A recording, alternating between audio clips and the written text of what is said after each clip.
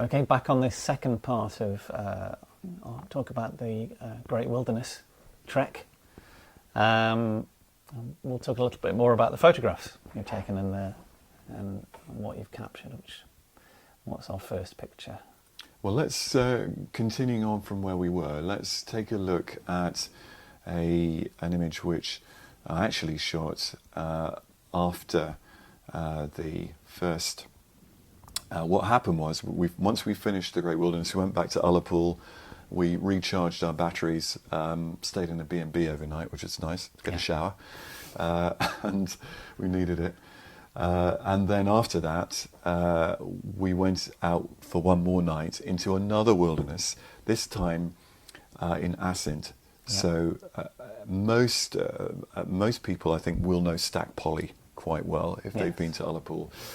North of that area, there's a fantastic landscape with these large lochs and lochans, and Swilven in the distance, which is this superb mountain. There's this fantastic area of landscape between Stack Poly and Swilven. It is an area that I've been into once before with David Ward, but not as far in as I went this time with Ken and Nikki. We've had a lot of trouble finding a dry campsite because of all the rain had been. It was very, I mean, myself and Dav Thomas were in Scotland at the same time, and the first couple of days, and especially the Wednesday, were awful for rain. Everything was sodden. It was, and underfoot. I mean, we had wet feet the whole time doing the wilderness trek with all the river crossings. And this wasn't quite so bad in that we didn't have any river crossings, but it was still very, very damp underfoot. This mountain in this picture here is called Culbeg. You can see this is from right underneath it, and it really is a spectacular, but then they're all spectacular. And one of the characteristics that I was really struck by generally in that area, and have been in the past, is the amazing lichen growth. And I wanted to make one or two pictures that captured some of that. This picture was made with the Panasonic GF1 with the 14 to 45mm lens. We haven't really scrutinized these files very heavily yet, and I'm a little bit nervous about how good they're going to be. So maybe we should actually do that. Yeah, I think I spent half an hour just getting the pictures out of RAW. There's still a lot of detail in them. They're not bad, are they? I mean, I'm not sure if that's 100%. Not quite, I think. That is, I think, isn't it? Yeah. So that's acceptable. And bearing in mind, this isn't the greatest lens in the world. It's shot with the 14 to 45mm zoom. The 20mm pancake lens, again, many people will know that, is a superior device. But the 14 to 45 is flexible. It gives all the focal lengths you really need for this type of photography. Wonderful colours in that lichen there, with the yellow to cyans. And it is that colour. I mean, it's really strange. You're seeing these lichens, lichens. I know people have different views on how to pronounce it, but they are almost every colour under the rainbow. Yes. And this isn't oversaturated or anything like that. It's very much the I mean, the screen varies a little bit. Be fine on the Camtasia rendering. I think we ought to stop that. I'll stop it for a second. We were talking about lichens, weren't we? We were. You were saying that it's not saturated. You were saying. No, not at all. I mean, these colours are very, very rich. I think Scotland has an unjustified reputation as a grey place, perhaps because if you go to Aberdeen particularly, it's the grey city. Having lived there for a while. Yeah, but in fact the colours of the landscape are actually very, very saturated and striking at times. I think the blue that these little cameras produce is rather different to the blues that we're used to finding with film. Yes. And I think it's a matter of taste. There's something slightly more cyan about it straight out of the camera there. So anyway, that's that one. I think for me, the proof of the pudding will only come when I make prints. Yes. That's what really matters. There's no doubt that for screen resolution, these are perfectly adequate. You made prints from the Panasonic GF1 so Yes, far, have you? no, not from the Right. GF1. I've actually made prints from the LX3 Okay. and the G11 Yeah. Canon. Even my Ricoh R4 and Ricoh GX100, and all of those cameras produce surprisingly decent results. But it is really important to keep the ISO at its base level. Yeah.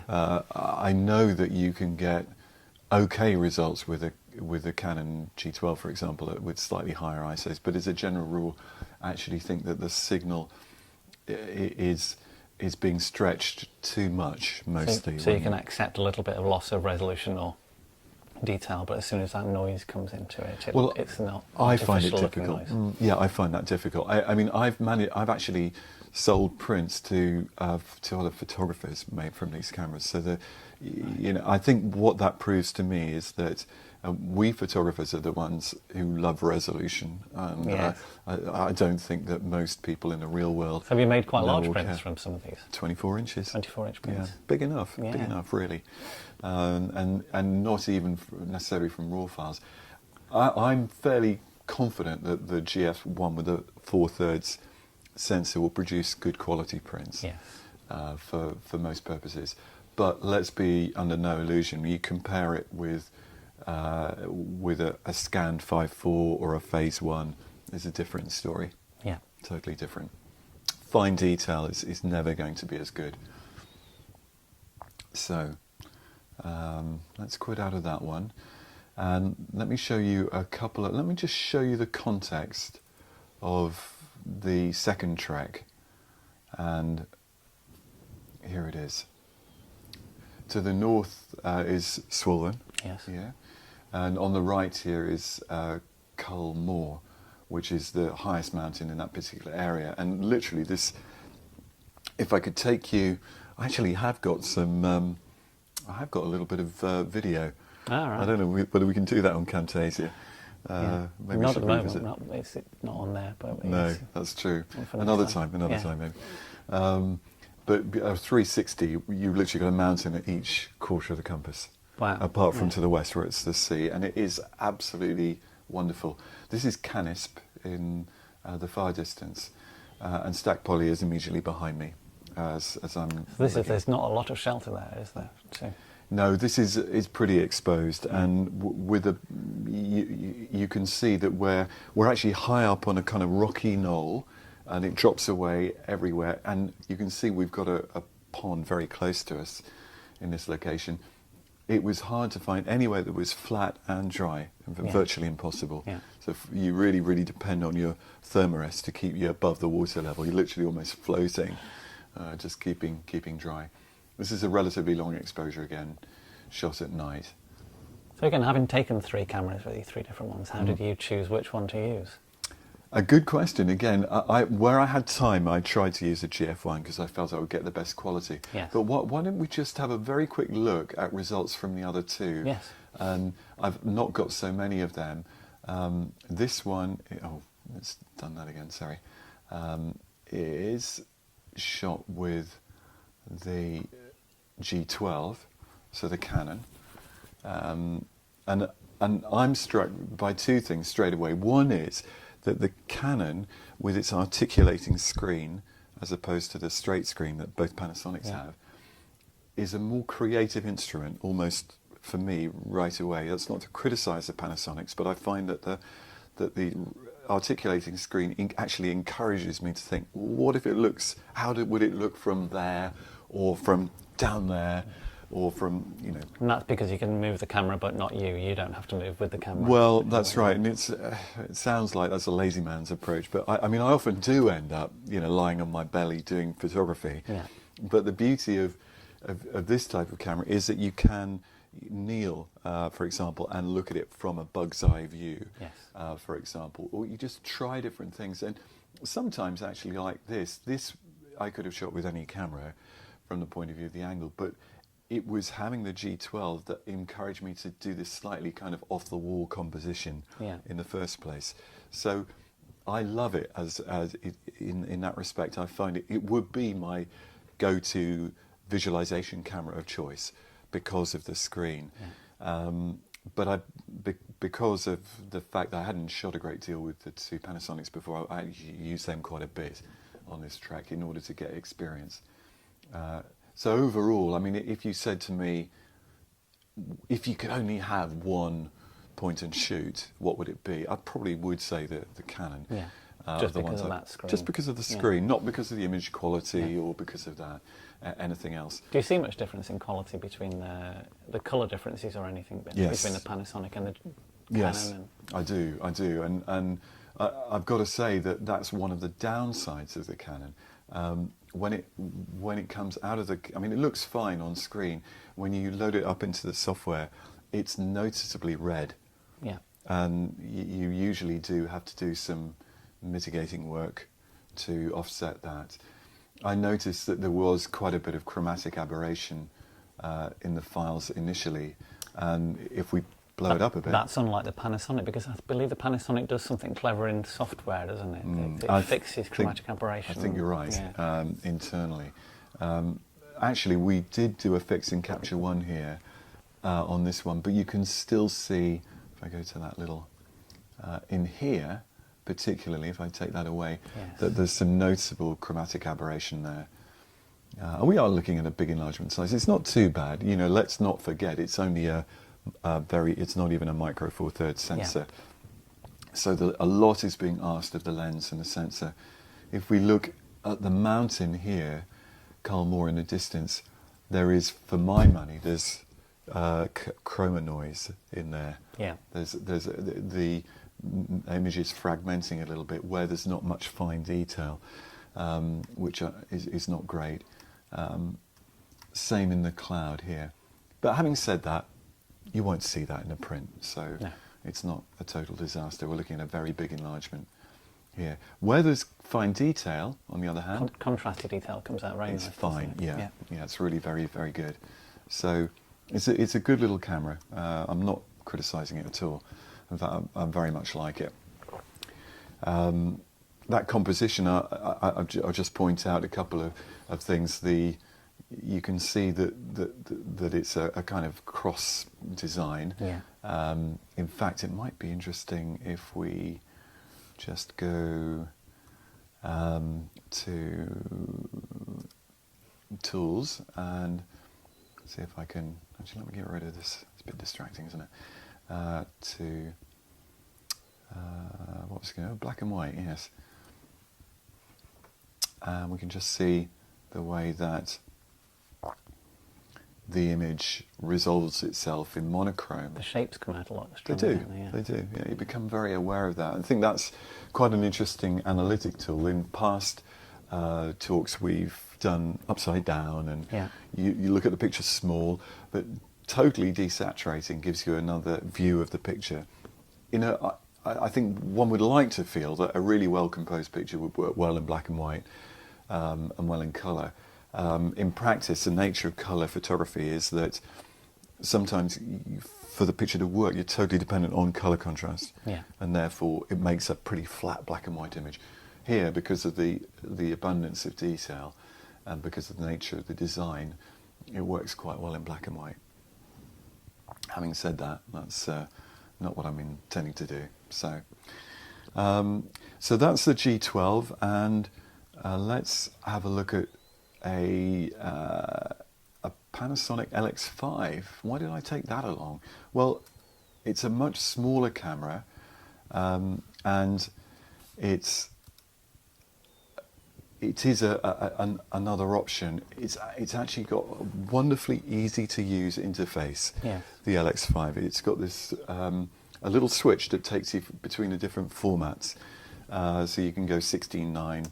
I find that, I mean, I have an LX5 and I find that switching aspect ratio is fantastic. It's really a creative good tool. It is a very, very good creative tool, and you've got, now they've got 1x1, 3x2, 4x3 and 16:9. I often use 16:9, 4x3, 1x1. I actually never use 3x2, which sounds like a terrible bias against. We're back on 35 3x2 mil, yes, bashing, exactly. aren't we? Yeah.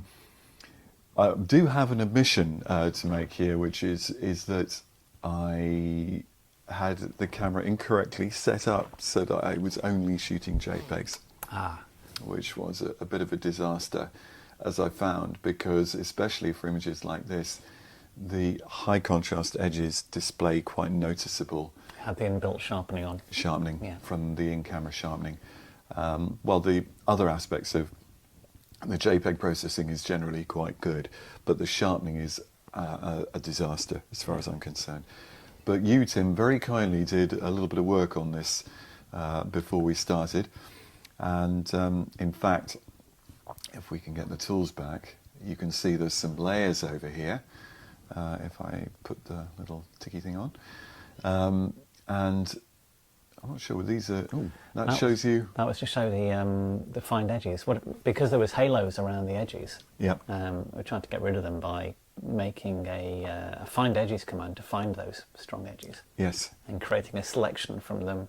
Yes. And trying to knock back or blur the sharpness, and it worked a little bit, I think. It did, and if we blow the picture up, you see where Ken and Nikki are standing. That's actually too far. Probably enough, actually, because it'll be on a small screen for the people watching. Okay, so if I go, go one more, and we can hopefully see that that's with your fix applied. If we turn it off, you can see that the quite a lot of sharpening there, isn't there? The in-camera sharpening, yeah, becomes quite damaging, really, and I mean that's what you've had to do effectively is blur the edge.